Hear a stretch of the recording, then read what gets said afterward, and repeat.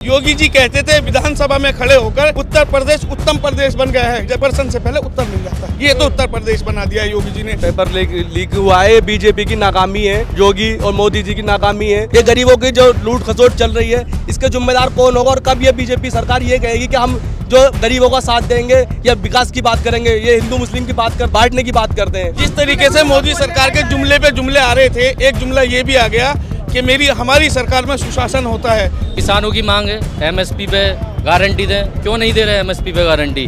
क्यों सरकार चोर है। महिलाओं की स्थिति बीजेपी सरकार ने तो बिल्कुल खराब कर रखी है। तो देखिए, संभल पहुंच चुकी है भारत जोड़ो न्याय यात्रा राहुल गांधी के नेतृत्व में। एक बड़े अपडेट के साथ मैं शुरू करूंगी, क्योंकि आपको बता दूं, लगातार आप देख रहे थे जब से उत्तर प्रदेश में भारत जोड़ो न्याय यात्रा आई थी, राहुल गांधी के समर्थन में पहुंचे युवा लगातार पेपर लीक का मुद्दा उठा रहे थे। और अब युवाओं के जोश खरोश और गुस्से के सामने भाजपा को बैकफुट पर आना पड़ा है और बड़ा फैसला लेते हुए इस परीक्षा को रद्द कर दिया गया है। लेकिन आगे परीक्षा कब होगी इसकी तारीख नहीं दी गई है। ये समझिए बात को, अभी भी पूरा न्याय नहीं मिला है युवाओं को।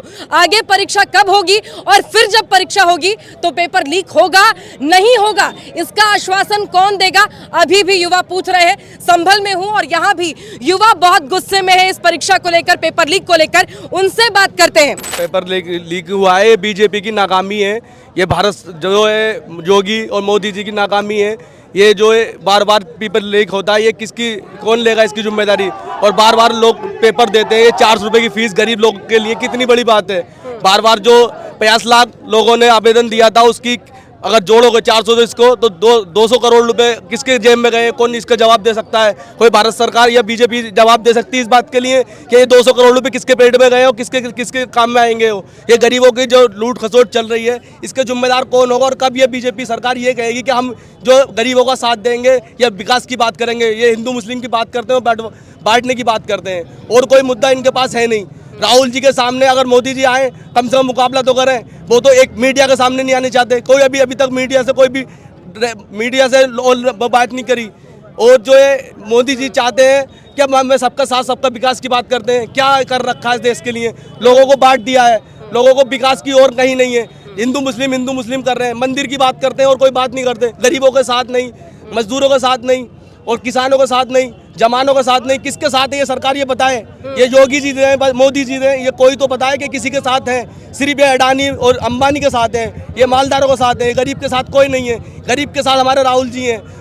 राहुल जी हमारे साथ हैं, गरीबों के साथ हैं। और राहुल जी के साथ देश खड़ा हुआ है, राहुल जी के साथ युवा खड़ा हुआ है। ये जो पेपर अभी जो लीक हुआ है, बच्चों ने रात दिन मेहनत कर करके, और गरीब लोगों ने जैसे भी ये कैसे करके, मतलब 400 रुपये की फीस बहुत होती है। और अब कैसे युवा इनको 2024 में इसका जवाब दे देगा, और हमारे जो राहुल गांधी जी हैं प्रधानमंत्री बनाएगा युवा उनको। जिस तरीके से मोदी सरकार के जुमले पे जुमले आ रहे थे, एक जुमला ये भी आ गया कि हमारी सरकार में सुशासन होता है। योगी जी कहते थे विधानसभा में खड़े होकर उत्तर प्रदेश उत्तम प्रदेश बन गया है, जबकि उत्तर प्रदेश प्रश्न से पहले उत्तर मिल जाता है। ये तो उत्तर प्रदेश बना दिया है योगी जी ने।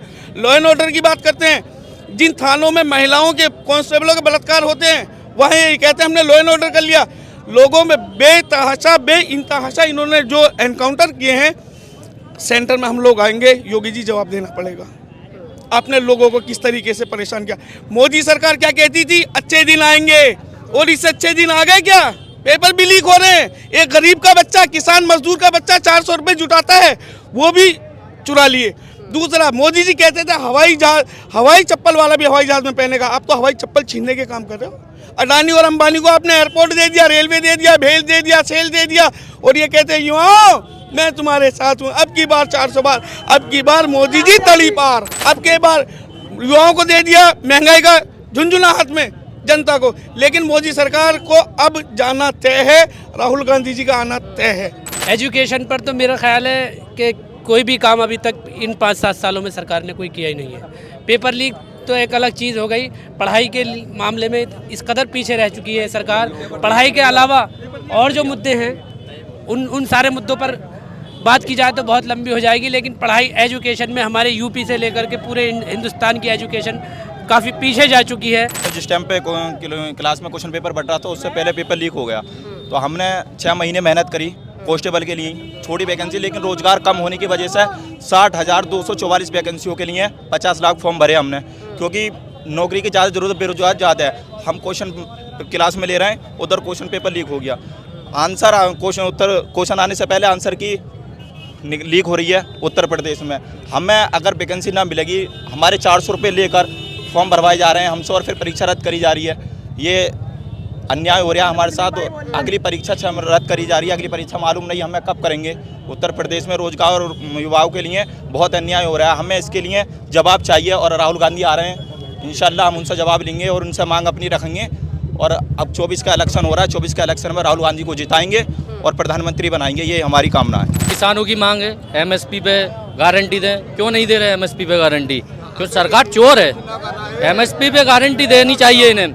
अगर ये किसानों के हित में होते तो एमएसपी पे गारंटी देते। महिलाओं की स्थिति बीजेपी सरकार ने तो बिल्कुल ख़राब कर रखी है और इंशाल्लाह अब गठबंधन हो चुका है समाजवादी का और कांग्रेस का।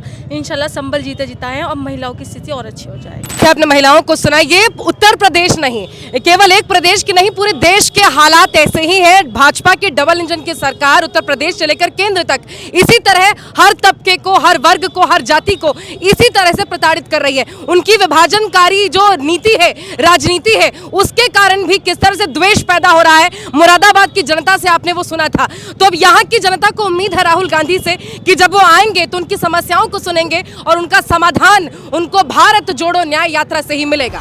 न्याय का हक मिलने तक।